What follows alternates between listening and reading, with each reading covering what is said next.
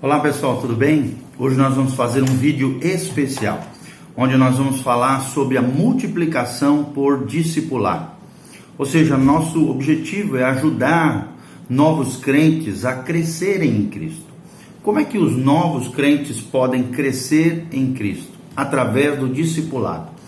E nós temos como valor fundamental, como objetivo do nosso coração, compreender que Deus procura homens e mulheres que discipulem, que treinem, que mentoreiem outros líderes, que por sua vez se tornem líderes de líderes, que treinem efetivamente outras pessoas.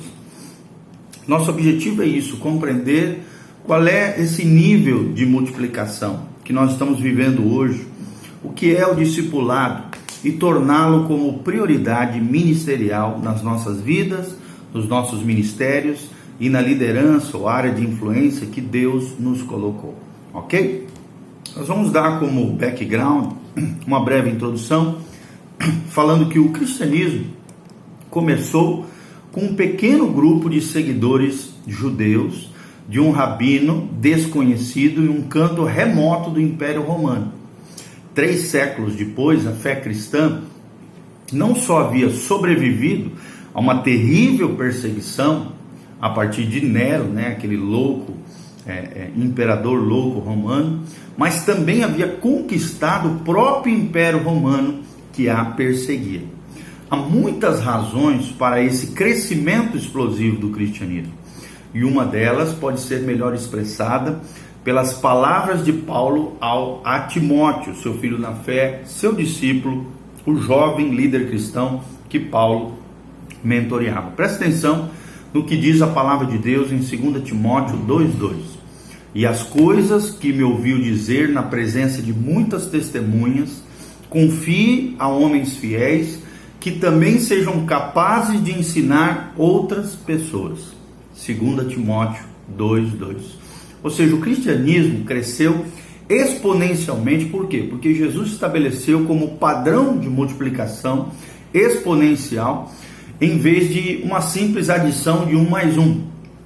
Cada cristão foi ensinado a fazer discípulos no plural, pelo processo de multiplicação em que os discípulos fazem discípulos, novos discípulos, que vão crescendo, florescendo, se multiplicando no Senhor.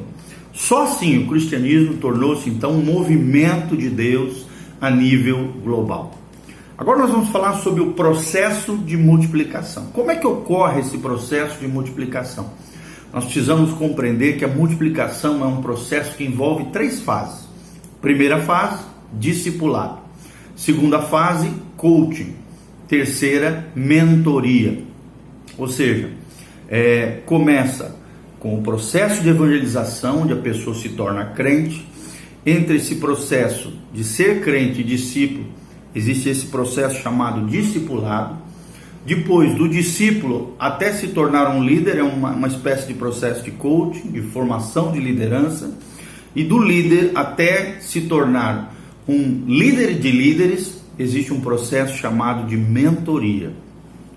Ok? Então é muito importante isso. Ser crente, ser discípulo, ser líder e ser líder de líderes. É o que Deus espera de cada um de nós. Então essas 3 fases são discipulado, coaching e mentoria. Não é o coaching empresarial, igual nós vemos hoje, que está na voga aí, que está em moda, não é isso. É realmente capacitar discípulos de Jesus, encorajá-los, capacitá-los, dar a eles recurso e capacitação para que se tornem de discípulos em líderes espirituais de outras pessoas, e logo em seguida, através de um processo de mentoria, de capacitação, lado a lado, vida na vida, ele se torne, além de um líder de líderes, ok? Quanto mais alto você leva uma pessoa no processo de crescimento, maior a multiplicação e mais pessoas serão alcançadas com o Evangelho de Jesus Cristo. Qual é o fundamento bíblico disso que nós estamos abordando? Primeiro, nós precisamos entender que durante os 3 anos de seu ministério na terra, Jesus de Nazaré apresentou o modelo de como fazer discípulos em relação com os seus seguidores mais próximos. Então nós estamos falando de proximidade, de intimidade, de estar perto daqueles que nós estamos discipulando.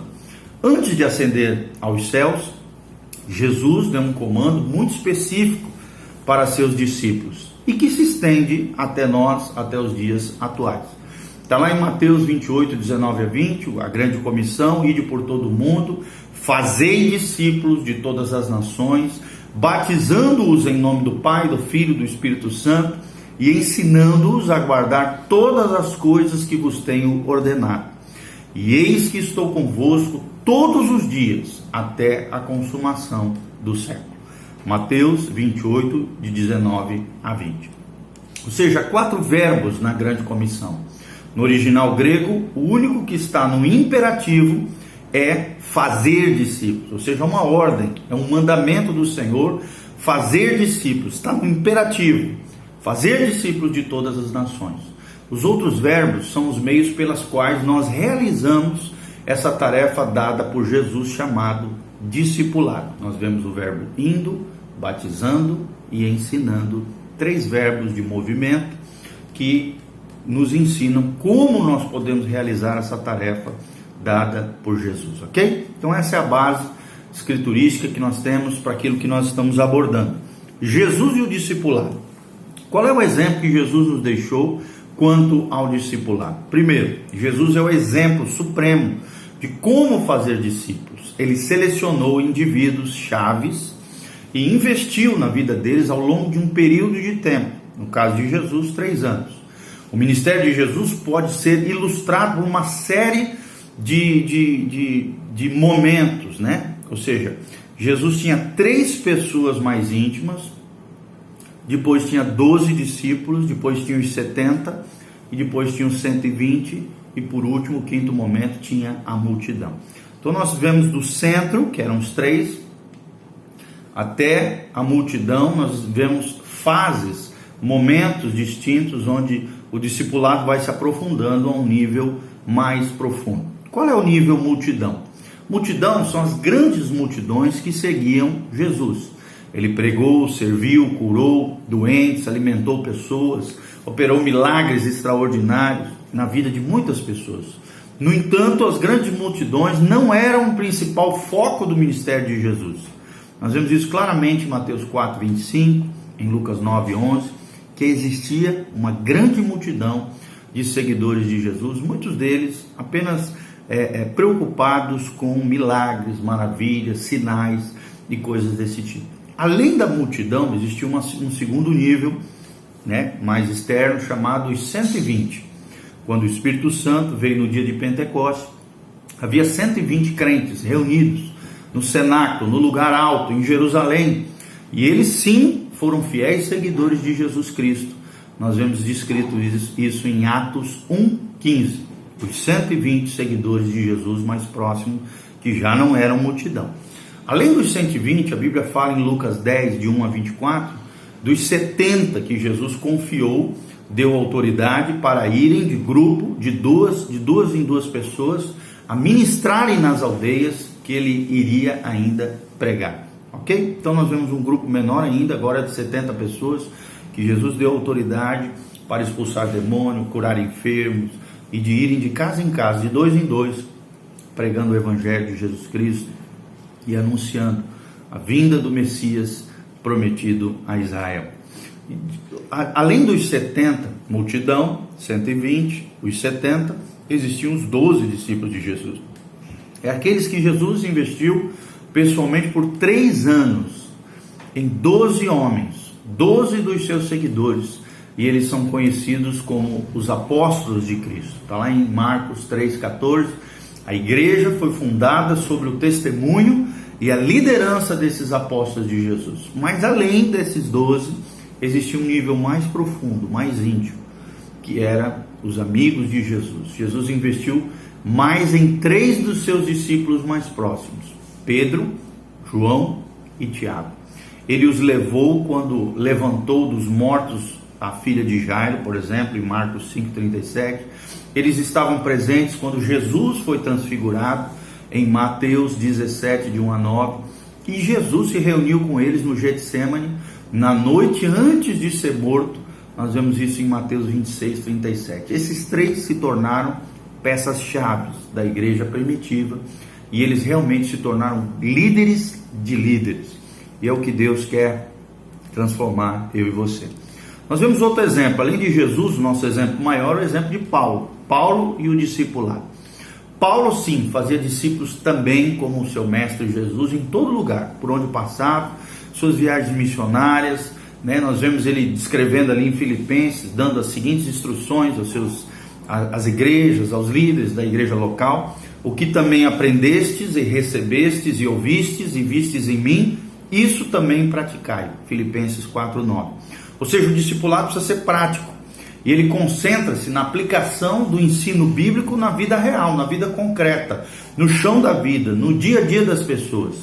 Os exemplos de Jesus e Paulo delineiam claramente para nós esse processo de multiplicação por discipulado que garante o crescimento da igreja.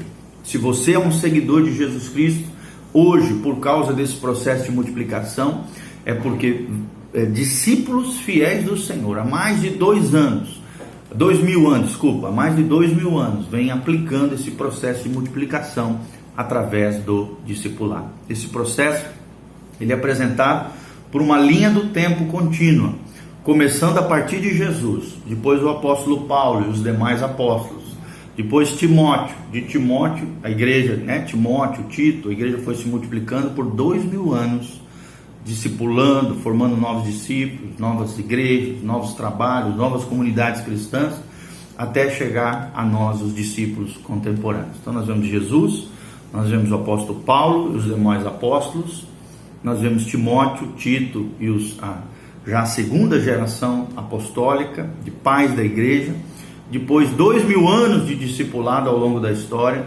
até chegar a nós, os discípulos contemporâneos, ok? Então, pensa um pouquinho nisso. Quem foi que levou você a Jesus? Quem é que tem investido na sua vida? Será que você tem investido também na vida de outras pessoas? Será que você tem aplicado esse método de Jesus na sua vida? O que você aprendeu através dessa lição? Quão importante é para você o seu crescimento espiritual e o crescimento espiritual de outras pessoas? Pensa um pouquinho sobre isso, ok? Nós vamos continuar falando sobre a definição de discípulo e discipulado. O que é um discípulo e o que é o discipulado? Nós vamos ampliar ainda mais a visão daquilo que nós estamos falando. Primeiro, um discípulo é alguém que está vivendo a decisão de seguir a Cristo na sua vida diária. É uma pessoa que conhece a Cristo interiormente e tem o compromisso de viver exteriormente o amor e a obediência a Ele. E o que é discipulado? Discipulado é o processo de ajudar alguém a crescer da infância à maturidade espiritual. E isso é feito por meio da construção dos princípios da palavra de Deus na vida da pessoa para que ela esteja equipada, preparada, com os recursos celestiais para entender e seguir a direção do Espírito Santo. Saber como responder a qualquer situação, com atitudes e ações semelhantes a Cristo. Esse é o processo chamado discipulado. Quais são as características de um discípulo do Senhor Jesus? Primeiro, essas são as características de um discípulo fiel, um discípulo de verdade, um discípulo que conhece a Jesus. No início desse processo chamado discipulado, essas características são apenas sementinhas que estão no coração dos crentes, dos novos crentes, mas precisam ser cultivadas. À medida em que o discípulo vai crescendo, esses traços de caráter vão se tornando mais evidentes em suas atitudes e em suas ações. Primeira característica de um discípulo: um coração voltado a Deus. O verdadeiro discípulo de Jesus tem fome da presença de Deus. Ele busca oportunidades de experimentar a presença de Deus, de estar em comunhão com Deus. E Davi expressou muito bem os desejos, os anseios mais profundos do seu coração por Deus. Olha o que diz no Salmo 42, é um lindo salmo davídico. Ele diz: como suspira a corça pelas correntes das águas, assim por ti, ó Deus, suspira a minha alma. Como é que está o suspiro da tua alma? Será que você anseia por Deus, assim como a corça anseia pela água? Depois de uma grande caminhada em meio à floresta, em meio ao deserto, você tem fome, você tem sede por Deus? Você precisa entender, querido, que como discípulos, e também os novos crentes, muitas vezes eles têm fome por mais de Deus em suas vidas e precisam dessa característica.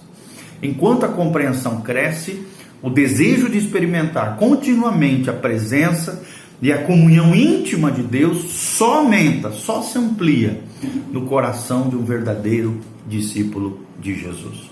Segunda característica de um discípulo de Jesus: disponível para Deus.